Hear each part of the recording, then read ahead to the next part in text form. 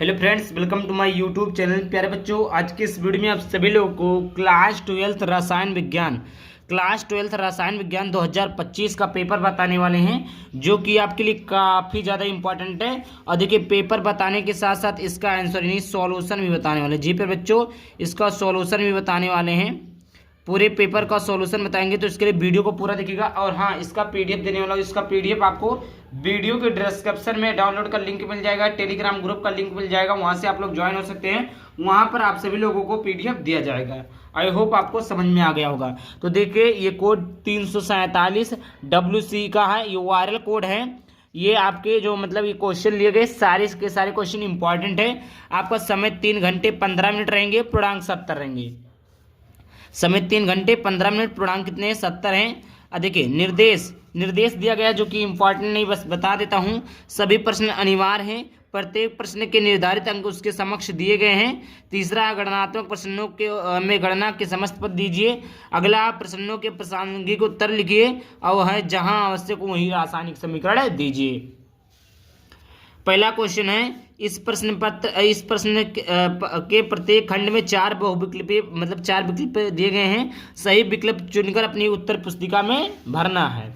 तो देखिए, पहला है कि शुद्ध सिलिकॉन और जर्मेनियम है। शुद्ध सिलिकॉन और जर्मेनियम कौन है? तो चालक है, विद्युत रोधी है, अर्धचालक है, इनमें से कोई नहीं है। तो देखिए, जो शुद्ध सिलिकॉन और जर्मेनियम है वो अर्धचालक है। मतलब अर्धचालक में क्या? चालक में जिसमें इलेक्ट्रॉन का मतलब जो इसमें करंट का फ्लो होता है, और अचालक में क्या होता है जिसमें करंट का फ्लो नहीं। अर्धचालक में होता है कई धातु ऐसे होते हैं जिसमें अचालक और अचालक दोनों मतलब अर्धचालक होते हैं। ठीक, तो ये रहा आपका पहला क्वेश्चन। दूसरा क्वेश्चन ने लिखा है कि हिमांक का अवनमन समानुपाती होता है। हिमांक का अवनमन समानुपाती होता है। पहला है विलयन के मोल अंश के, विलयन की मोलरता के, विलयन की मोललता के, और चौथा है विलायक की मोललता के। तो देखिए, जो हिमांक का अवनमन होता है वो समानुपाती होता है विलयन के मोललता की। विलयन के मोललता की समानुपाती होता है हिमांक का अवनमन। आई होप प्यारे बच्चों इतना समझ में आ गया होगा। देखिए, आपको अगर पीडीएफ खरीदना है, जैसे मुझसे पीडीएफ अगर आपको खरीदना है, तो देखिए आपको मिल रहे हैं कितने रुपए में मिल रहे हैं? मात्र 49 रुपये में मिल रहे हैं। 150 से अधिक PDF, Hindi, English, math, science, social science, Sanskrit, art. आप कक्षा 10वीं वाले बच्चों के लिए भी है, कक्षा 12वीं वाले बच्चों के लिए भी है। अगर आपको लेना है तो इस नंबर पर पेमेंट करिए। इस नंबर पर पेमेंट करने के बाद में आप लोग स्क्रीनशॉट इसी नंबर पर भेज देंगे, तुरंत आपके पास पीडीएफ भेज दिया जाएगा। और देखिए, इस चैनल पर तो यूपी बोर्ड परीक्षा की संपूर्ण तैयारी कराई ही जाती है।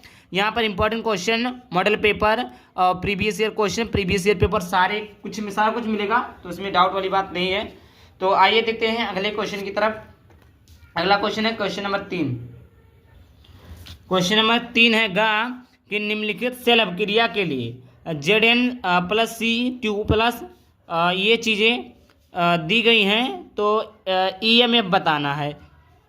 Electron magnet force 1.10 volt, 0.10 volt, -1.10 volt, -1.10 volt, -0.110 volt. तो इसका ऑप्शन नंबर तीसरा सही है। आगे, घन नंबर का शून्य कोटि की अभिक्रिया के लिए वेग नियतांक की इकाई होती है। तो मिनट इनवर्स होता है, litre, mole inverse metre inverse होता है, मिनट इनवर्स होता है, mole litre inverse minute inverse होता है, बीमाहीन होता है। तो इसका भी ऑप्शन नंबर तीसरा इज करेक्ट हो जाएगा। पांचवा है कि PCl3 जल से अभिक्रिया करके बनाता है। क्या बनाता है? PS3 बनाता है, S3PO3 बनाता है, POCl3 बनाता है, S3PO4 बनाता है। तो ये बनाता है S3PO3 बनाता है। 4 नंबर का प्रश्न है कि निम्नलिखित में से कौन सी अभिक्रिया एंजाइम पेप्सिन द्वारा जल अपघटित होती है? तो निम्नलिखित में से कौन सी अभिक्रिया एंजाइम पेप्सिन द्वारा जल अपघटित होती है? प्रोटीन से एमिनो अम्ल, वसा से वसा अम्ल, ग्लूकोज से एथिल अल्कोहल, और पॉलीसेकेराइड से मोनोसेकेराइड। तो देखिए प्यारे बच्चों, इसका जो सही ऑप्शन हो जाएगा वो हो जाएगा ऑप्शन नंबर दूसरा, वसा से वसा अम्ल। आई होप इतना क्लियर हो गया होगा, कोई डाउट नहीं होनी चाहिए। सारा कुछ आप लोगों को लिखित तैयार किया गया है, और जो कि मैंने बताया कि कैसे आपको सॉल्यूशन लेना, बहुत सारे पीडीएफ हमारे पास हैं, तो आप उसको बाय करना चाहते तो आप लोग कर सकते हैं। अब देखिए, आगे प्रश्न है दूसरे का कि 25.6 ग्राम सल्फर को 1000 ग्राम नेपथलीन में घोला गया है, जिसका एमपी का 80.1 डिग्री सेल्सियस है और हिमांक में अवनमन 0.680 डिग्री सेल्सियस परीक्षित किया गया है। सल्फर के अणु भार की गणना कीजिए। नेप्थलीन का केएफ मूल्य 6.8 के किलोमीटर प्रति मिनट है। किलोमीटर प्रति मिनट है। खा है साम स्थिरांक की गणना नेट समीकरण की सहायता से कीजिए। और आगे है कि सत्यापन करें कि प्रथम कोटि की अपक्रिया को 99.9% अपक्रिया पूर्ण होने में लगा समय अर्ध क्रिया को पूर्ण होने में लगे समय का 10 गुना होता है। ये आपका चैप्टर नंबर 3 रासायनिक बल गतिकी से वेरी इंपॉर्टेंट टॉपिक है, वेरी इंपॉर्टेंट है, ये आपका न्यूमेरिकल है, समझ लीजिएगा। आगे बात करते हैं। आगे है क्या होता है जब केवल रासायनिक समीकरण देना है। क्लोरीन आयोडीन को जल की उपस्थिति में ऑक्सीकृत करता है। क्लोरीन ठंडे एवं तनु सोडियम हाइड्रोक्साइड से क्रिया करता है। खा नंबर का प्रश्न है कि 0.1 मोल लीटर इनवर्स KCl विलेन से भरे हुए एक चालकता सेल का प्रतिरोध 100 ओम है। यदि उसी सेल का प्रतिरोध 0.02 मोल लीटर इनवर्स पोटेशियम क्लोराइड यानी KCl विलेन भरने पर 520 ओम हो तो 0.02 मोल लीटर इनवर्स KCl विलेन की चालकता एवं मोलर चालकता परिकलित कीजिए। 0.1 मोल लीटर इनवर्स KCl विलेन की चालकता 1.29 सेकंड प्रति मिनट है। घ है उचित उदाहरणों द्वारा अपक्रिया की कोटि एवं आणविकता को समझाइए। और घ है निम्नलिखित पदों के बीच संबंध स्थापित कीजिए। कौन कौन से पदों के बीच संबंध स्थापित करना है।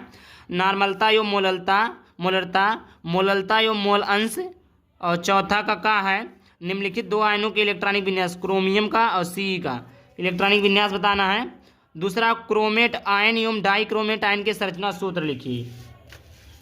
खा का पहला है एथिलीन ग्लाइकॉल और टेरेप्थिलिक अम्ल से डेकेरान किस प्रकार प्राप्त किया जाता है समझाइए। और दूसरा है बेकेलाइट के संश्लेषण का रासायनिक समीकरण लिखिए। तीसरा है पॉली एल्किलोनो इट्राल संश्लेषण का रासायनिक समीकरण लिखिए। 11 नंबर का प्रश्न है सिमेटिडीन तथा रेनिटिडीन सोडियम हाइड्रोजन कार्बोनेट तथा मैग्नीशियम या एल्युमिनियम हाइड्रोक्साइड की तुलना में श्रेष्ठ प्रति अम्ल क्यों है, कारण दें। घ नंबर का प्रश्न है कि हीलियम नियान और आर्गन की उपयोगिता लिखिए। पहले बच्चों मैं जल्दी जल्दी बता रहा हूँ, क्वेश्चन है तो क्वेश्चन को मैं बता दे रहा हूँ, आप लोग पढ़ लीजिएगा। देखिए सॉल्यूशन अगर आप लोग चाहिए तो कमेंट कीजिए, शेयर कीजिए, फॉलो कीजिए, तभी तो मैं सॉल्यूशन प्रोवाइड करूँगा। आगे बात करते हैं। अगला आगे भी बहुत सारे क्वेश्चन हैं। पांचवे का पहला है निम्नलिखित उपसा संयोजन यौगिकों के IUPAC नाम लिखिए। K3CrC2O4 का होल थ्राइस, यह आपका दूसरा तीसरा है। खा का पहला है कर्ण बताते हुए निम्नलिखित की क्षारकता का बढ़ता हुआ क्रम लिखिए।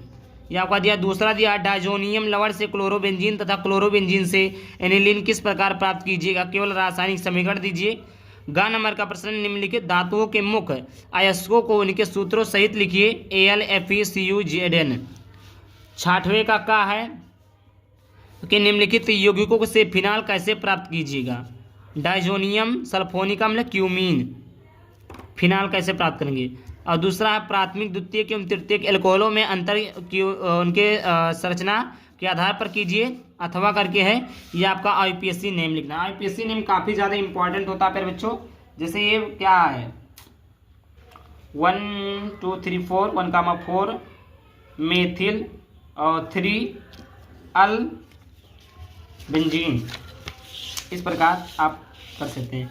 खा निम्नलिखित पर संक्षिप्त टिप्पणी लिखिए। इटाड अपक्रिया, रेजिनोमेंड अपक्रिया, गाटरमैन कोच अपक्रिया, एल्डोल संघनन, केनिजारो अपक्रिया। अथवा है आप कैसे प्राप्त करेंगे। बेंजोइल क्लोराइड से एसीटोफिनोन बनाना, बेंजीन से एसीटोफिनोन बनाना, बेंजोनाइट्राल से एसीटोफिनोन बनाना।